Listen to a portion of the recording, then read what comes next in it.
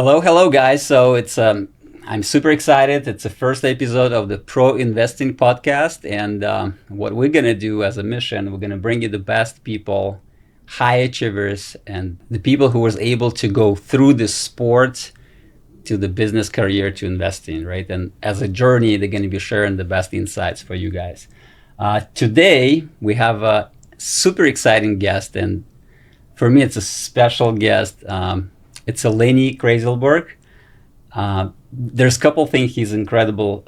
One thing, he's absolutely like open-hearted, and he's absolutely amazing guy because I'll share one story. So in 2011 or 12, we are having the business back to back. So and then we coming up to Lenny saying, Lenny, you have a great idea of the method of your Swim Right Academy.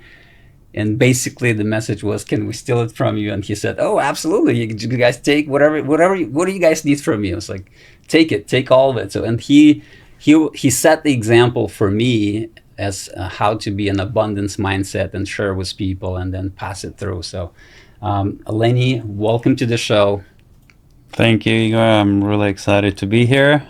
Excited just to have a conversation. Absolutely. I'm excited that I'm a first guest on this podcast. So really looking forward to a fun, engaging conversation. Absolute pleasure. Yeah, absolute pleasure for us. And I'll tell you one thing. So we want to start with sports. Lenny is a outstanding, right? The sports athlete, swimmer. He's a 4 times. And I want to say it one more time. For the perception, there's 150 people in the history of Olympic Games whoever was able to get 4 plus medals. 4 plus, like ever in the history of Olympic Games. 150 people. So good take company. That club, right? It's a good company. Very, very unique club. And for the perception, because it's going to be very easy for people to digest, right, and get that perception. So there's 2,600 billionaires in the world, and only 150 people ever got 4 medals or more. So, Lenny, welcome to the show. It's a pleasure for us. Thank you. And we want to lead with one thing, and probably one of the biggest and impactful things in your life, which is sport. And for me, it's a passion. Like, I love sports. Up until today, I'm just sick with the sports. I love it. I dream it. I do it every single day. It might be different sports, but I love that. So, perspective is, we got 2000 Olympics, right? You going into the pool. There's 7 sharks besides yourself, right? So you got Matt Walsh on the right side, as a Aaron Purcell, right, on the left side, yes. Younger guy, very exciting, younger, strong guy, right? And you in the middle, right? I think you're on a lane 4th or so. That's correct. And can you take us through your mental experience? What does that feels like? So going into the pool, there's 945 people in Olympic Games, and you're on the top of the hill, right? And what is going on in your mind? Well, it's interesting. We're starting a conversation with probably one of the most stressful and intense moments in my life as an athlete, but certainly a good place to start.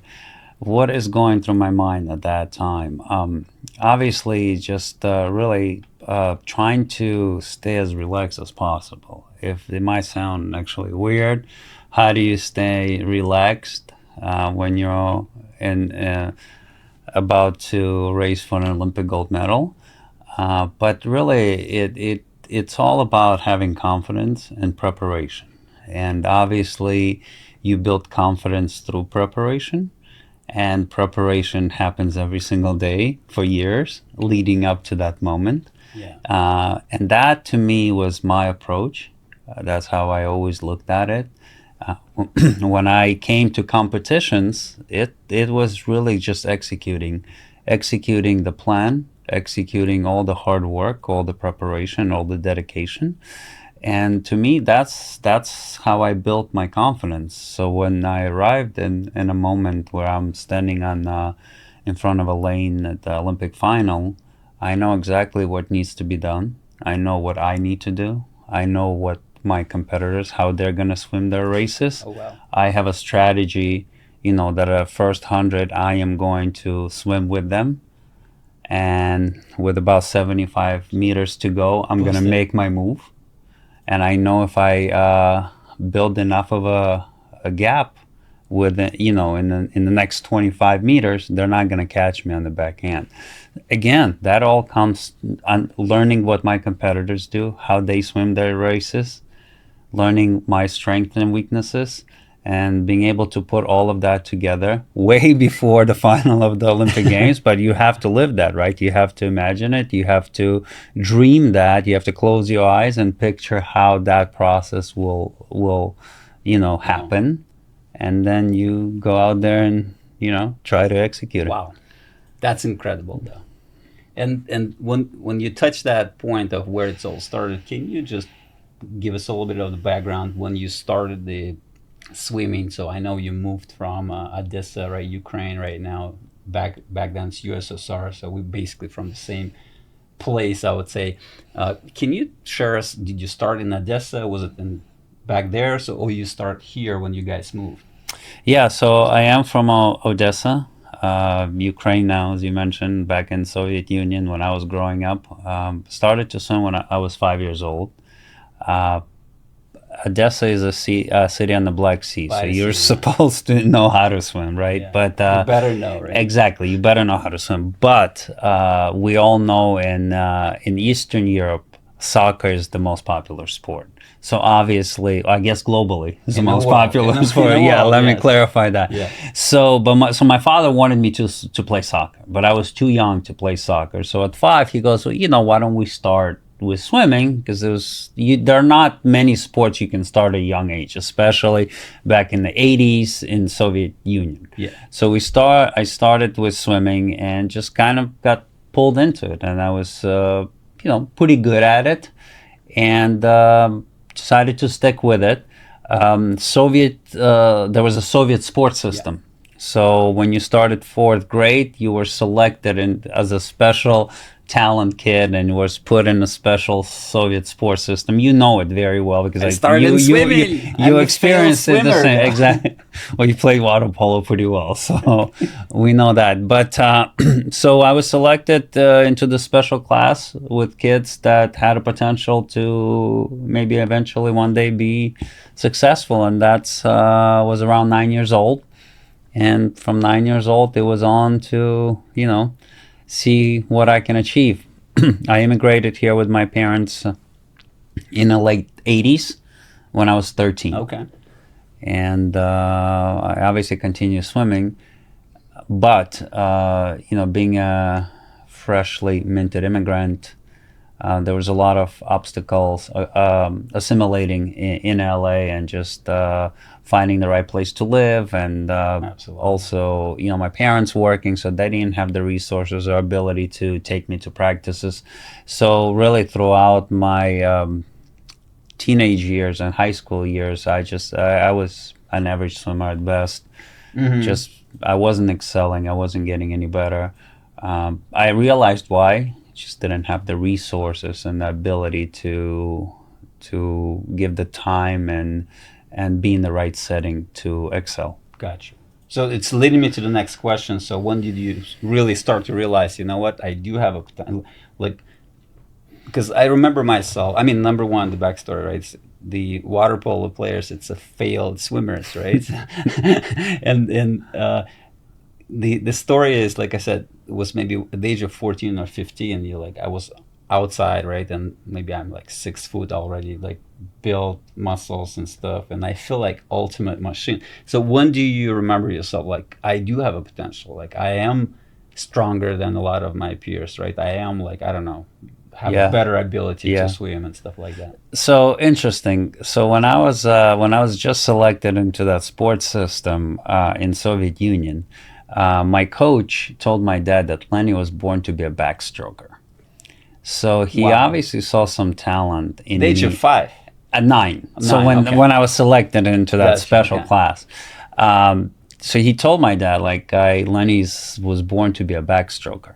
So that was always in the back of my father's mind. So he always pushed me, me. I was a late bloomer in terms of like physical development. In high school, I got to 5'7", 100 and about 20 pounds. Okay. So it was very small. And it really, and then after high school, I wasn't good enough to get any collegiate scholarships. So I went to Santa Monica College. And at Santa Monica College at that time, I was about 18 years old. I got a little bit taller, a little stronger. And I've realized that I have potential. I just needed to be in the right place, right setting with the right training. Because I understood, going back to Soviet sports system, it takes a lot of time, a lot of hard work, and a lot of commitment. And I just didn't have that in those first few years in the United States. So I realized if I can find the right place and the right setting, that I can be really, I can be good. I didn't necessarily believe that I can get to that level until the summer after my freshman year at Santa Monica College. Okay. So I was 19 years old at that time. And my coach at Santa Monica College realized that I had a potential. Wow. But I couldn't, at Santa Monica College, the level of swimming wasn't where I needed to be. So he asked me, he called the coach at USC, Mark Schubert, and said, Mark, I have this young, talented kid. Can he train with you in the summertime? It's summer, so can he train with you? And Mark said, yeah, like he can come in and train, and if he's good enough to hang with us, he can last through the summer. So mind you that the group there was world champions, Olympic champions. Yes. I mean, it's a very high caliber. I mean, Division I program plus, on top of it, a lot of international swimmers and a lot of very successful. Up until today, right? Yeah, up until today. So, and I'm walking under a pool deck and I'm like, everyone's like looking at me. Who's this kid? Bit, right? Well, I was intimidated because saying. Oh yeah, absolutely. Because first of all, I don't know a lot of these people. And second of all, they're just bigger, they're stronger, like their level of swimming next level. But over the next about 2.5 months, I tried, I was never afraid to work hard.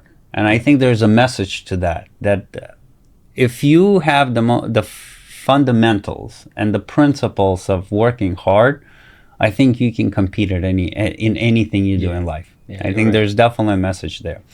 And I was not afraid of that. I knew they were better than me.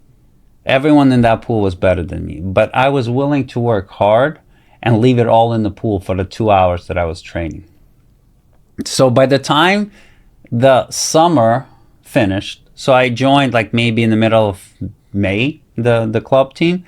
By the time summer was finished, Mark Schubert pulls me in his office and says, Lenny, I think you can be the best backstroker in the world, and I'd like to give you a full ride to USC.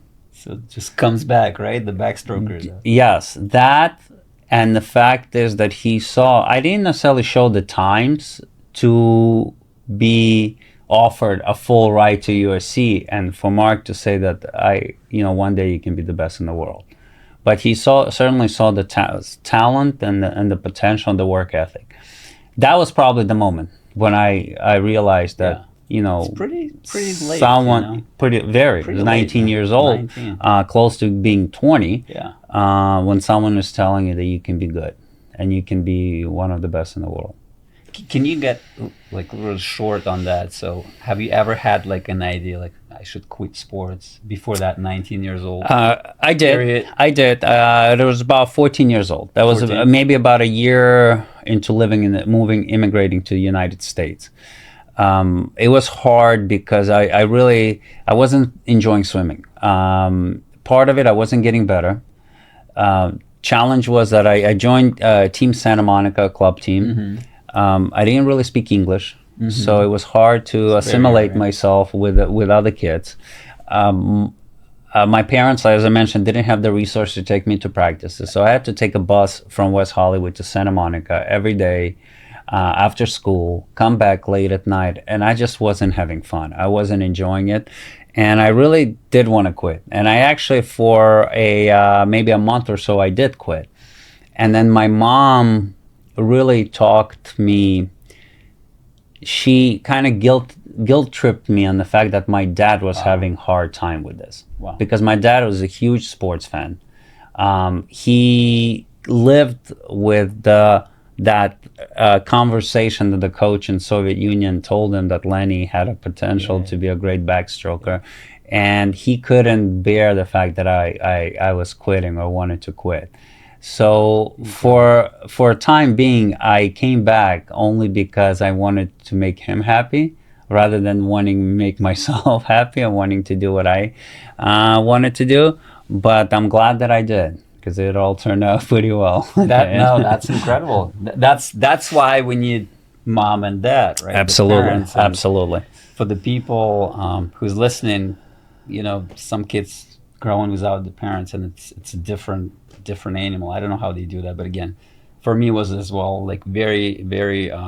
It's the same exact time. 13 years old, I quit swimming. Right, I was very serious in swimming, and then my mom put me into it, and my dad. So because his core worker was the water polo connected coach, and then so that's how I got into the water polo. And she said, "Can we transition to something similar so you can still use your advantages of swimming into the water polo?" But again, I'm talking about parents, though, how important the parents are.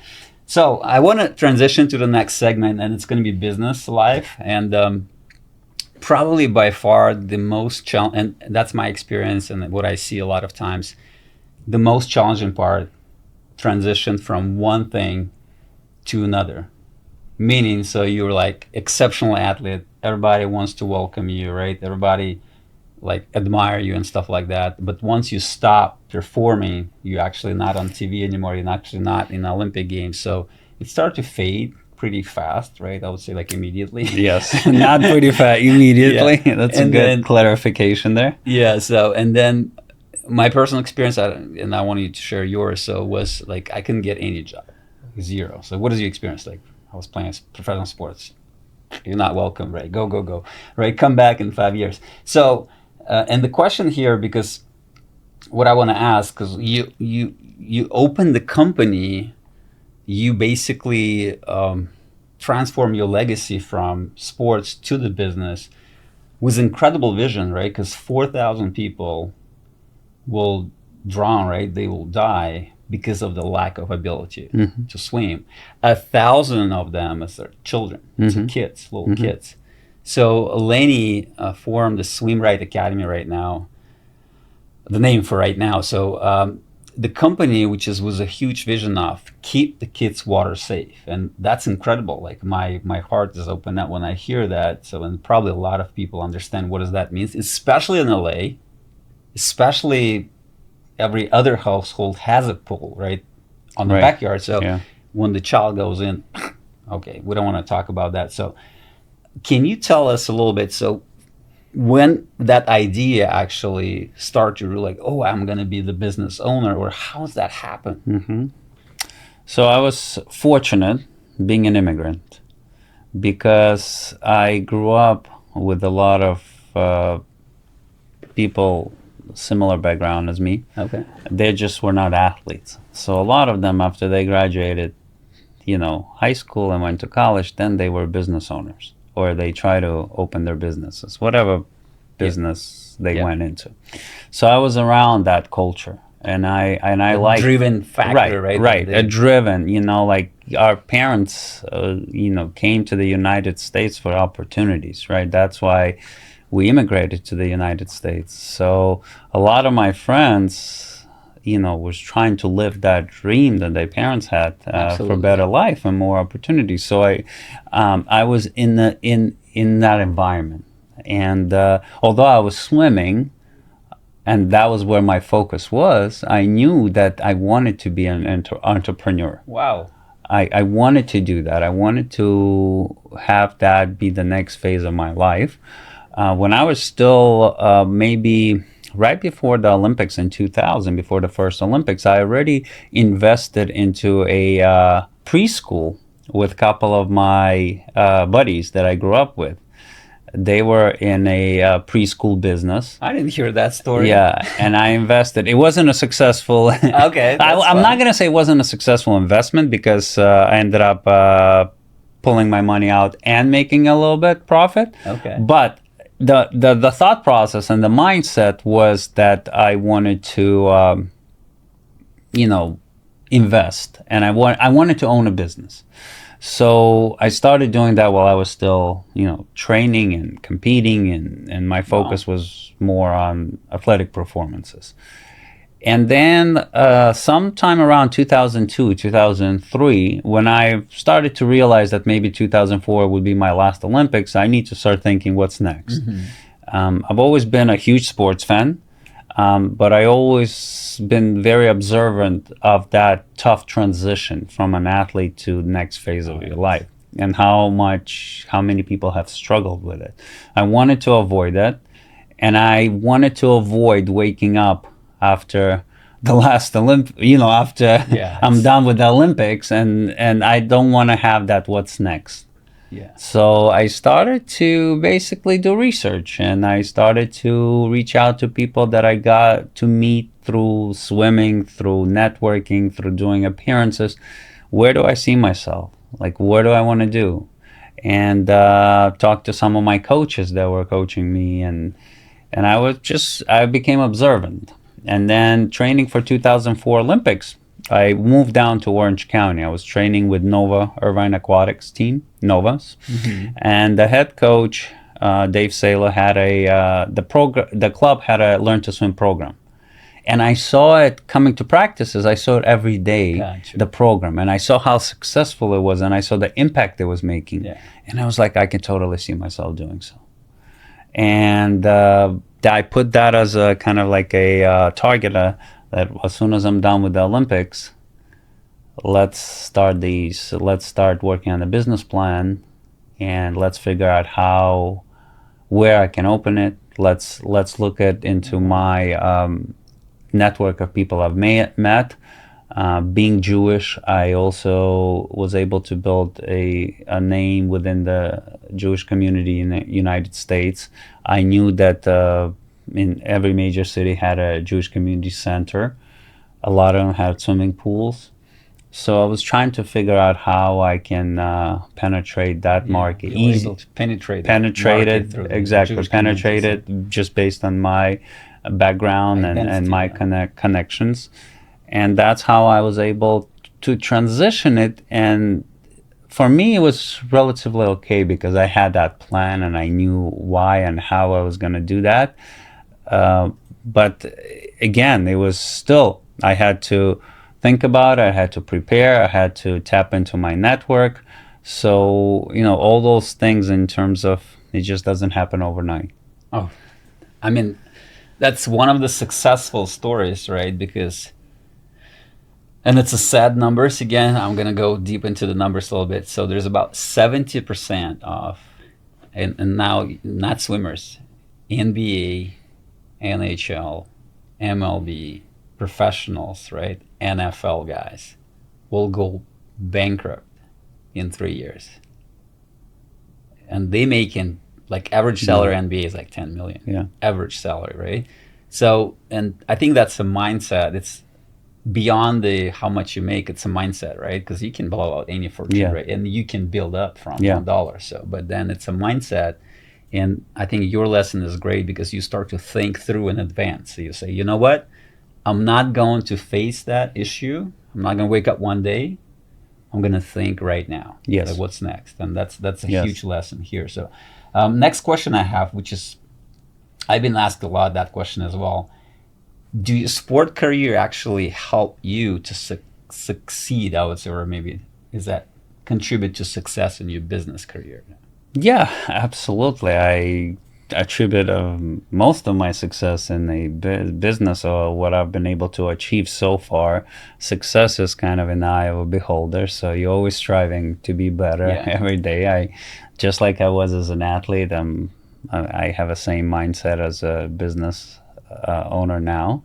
But yeah, absolutely. I mean, obviously we talked about the hard work and the commitment and dedication to a goal that I had when I was an athlete. Same thing now in business, right? Absolutely. You got to work hard. You got to be committed. You got to have goals. You got to have plans. You have to visualize where you want to go. So it's very similar. And fortunately for me, I had the experience of sports to teach me that, and I lived it for many years, and now just trying to apply that in just a different phase of my life. Absolutely. So, I think the question here, what do you think? What's the biggest lesson you learned? What's the lesson from business ownership you just took out? So the lesson that I learned, and it's and again, they're very related to each other or similar, is that success is not achievable by yourself.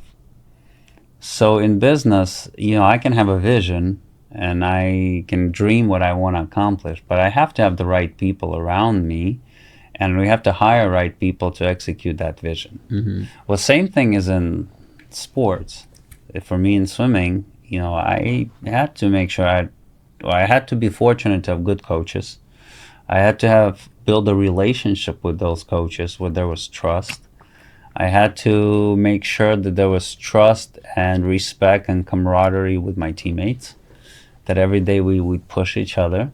So again, you're relying on other people to take you to the next level.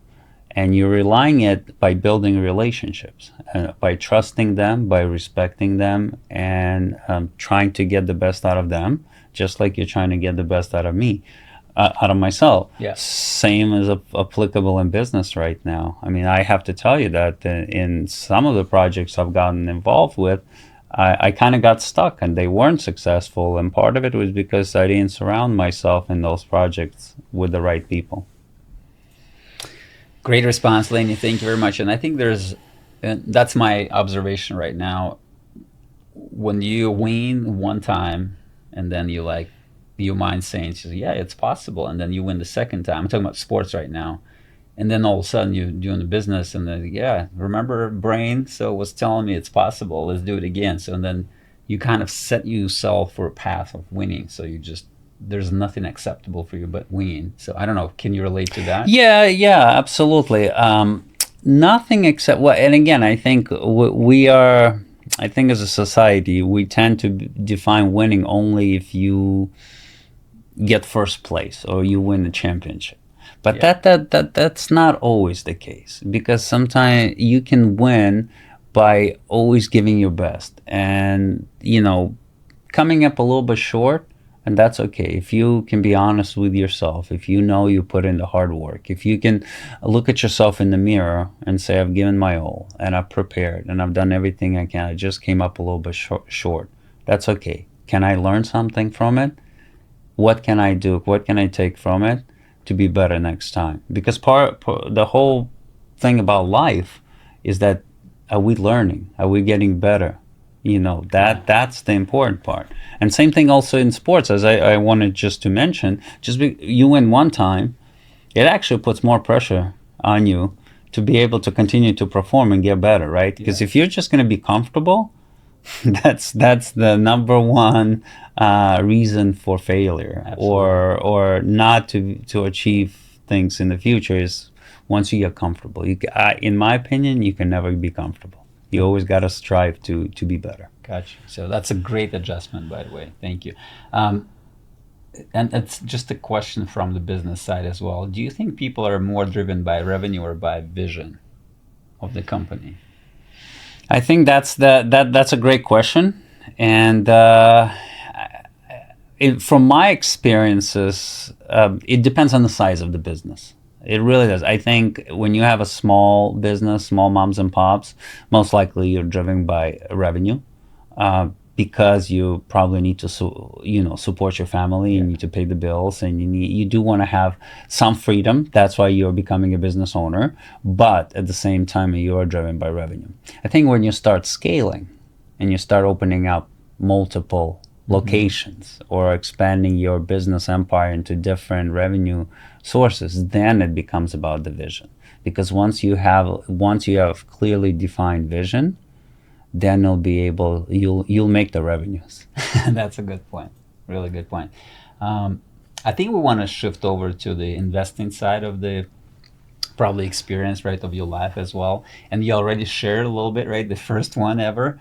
Can you give us a brief thing? So why investing? Why? What's your why? Well, why for me investing is diversification, right?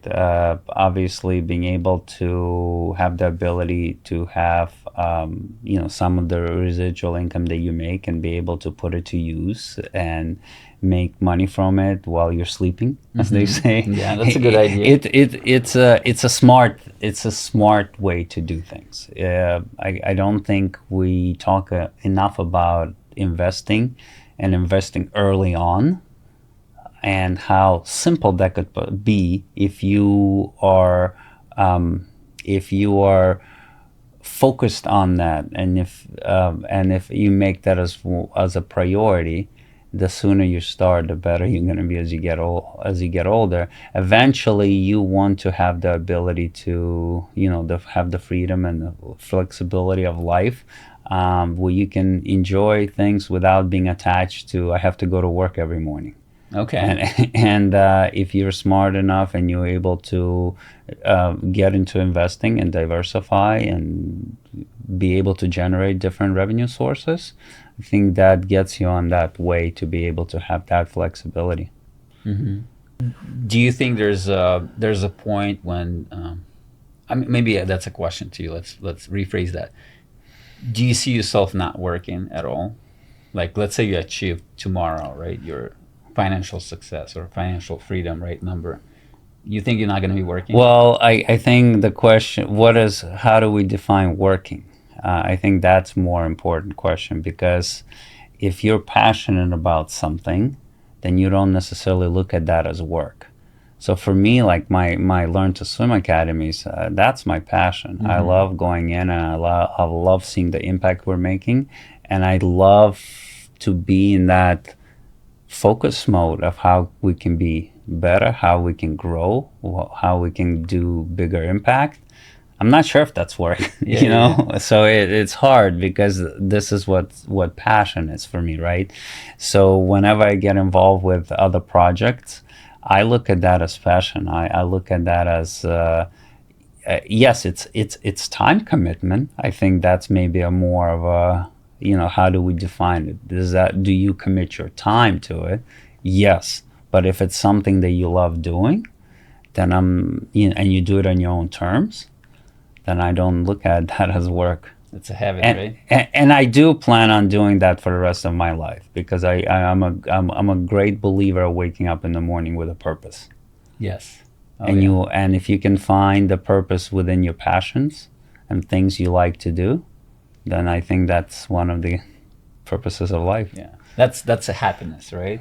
Eventually, Yeah. right? And again, that's my understanding of life. So, but I feel like it's that. So next, let's go to the next question. And we're talking about investing right now. So you touched a little bit of that investment into the preschool. Preschool, right? So, what was your worst experience in investing? So, what was the? So it's a great question, and it's interesting how we were talking about hard work and preparation, and I have an example of worst experience where there was a period of time in early 2000s where I started. I came across, at that time internet was getting hot, and I came across like penny stocks. So you still swimming? Yeah, I'm still Right? swimming. You're Yeah, still I'm swimming. still Okay. swimming, but I'm trying to figure out. I'm always thinking, like, how am I going to So make it's after Olympics? between the two Olympics. Between So the I two, went to okay. two Olympics. I went to 2000 and 2004, right? So I'm training between those two Olympics, but I'm also trying to figure out how else I'm going to make money, right? Like, what else I can do to make money. So I got into this penny investing, like buying penny stocks for like 10 cents, 50 cents. And I'm reading these articles, and they're like promising the world, right? And promising this stock is going to hit in the next 2 months. And so I'm putting like, I've lost 6 figures on that. And it was a perfect example how, we want that instant gratification, right? And deviating from how it actually is, the hard work, the preparation, acquiring knowledge. You have to go through it to be successful. And to me, it was really like it was such a dichotomy in my life, where in the pool I was working hard, and I was living the right the right way to right way, achieve yeah. success, and yet here I'm trying to look for like easy way to make money, Cut it, right? And it obviously did not result in Didn't work good, well. not at all. Yeah. I've lost quite a So bit you of just money. watched them plummet. Yeah, it just and eventually they they got delisted, and all of my money were gone. But it's a great example. Oh, It's a great experience for you, right? What should you do in the future? Because again, I lost a lot of money before I started to actually make money in investments. I'm talking about passive investment when you're not engaged, right. Because I think the best teacher is when you lose it, not when you make it double and stuff like that. Absolutely. When you lose it, you start to really analyze in the same perspective, right, on the game. So you play the game, and I have 3 kids, right, and they play sports. And when they keep winning the games, that's the hardest part for me, right? Because I don't want to practice anymore. I'm not doing this because look, I was like, man, you don't even step into the competitive level, right? So you guys need to lose, couple times, win, lose, win. Why? Because you start to assess yourself, right? You start to analyze what's wrong. So there's got to be something, right, to improve. And what I'm trying to say here, from that experience, what was your best experience now? Like, what was the best investment of best investments? I time? mean, of all time, I would have to say investing into my swim schools. It was a good experience. Obviously, the best of all time was one of the condos that I bought. Okay. When I was off of my first contract that I signed after I graduated USC, I signed a sponsorship deal, and the majority of the money I put into buying a condo. Wow. So 25, yeah, real estate. So 25 years later, now I still own it, and it's probably 6 times. It's worth 6 times what I paid for. So that's definitely the best investment. And as we all know, real estate over time, if it's a smart investment in the right time, it's going to pay off over time. Yeah. So the same. I'm just finding the correlation here. So you just look at your portfolio. I was like, let me look at the places when I never lost the principles, and it was a real estate for me. So it's the same what I hear from you, Yes. right? But then the second idea was always, and I hear that from people multiple times, if you want to get rich for sure, that's a real estate game. It's a long game. It's not quick. It's not short, but it's for sure game. And Yes. a lot of people I'm seeing, they just, like you said, gravitating towards like, let's cut the corners, let's go fast, let's double this, and it just, it's inherited the loss, the risk, right, of that. Absolutely. I have to just add that I do regret, going back to those early 2000s and where I threw my money into, those penny stocks and lost it. I should have followed strategically, just that same continuum that I did with my condo, and would have acquired few more properties at that time. Would have been a lot smarter decision, but obviously you live and learn.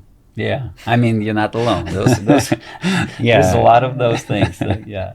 So I think we came to the conclusion of the show, and then there's a couple questions we ask. If you have the chance to tell your younger self, like professional athlete younger self, what type of advice would you give to yourself, like back then? I would say just learn. I think that's the most important thing. Just continue to strive to use the resources that are available to you. If you're an athlete, how do you become a better athlete, right? How do you improve your diet, your rest, your peak performance? How do you train better? There are so many tools that are available today that were not available, 30 years ago, 25 years ago when I was training. I wish I was competing in today's age, because there are so many resources to be better. And same thing, just as continue to grow as a person.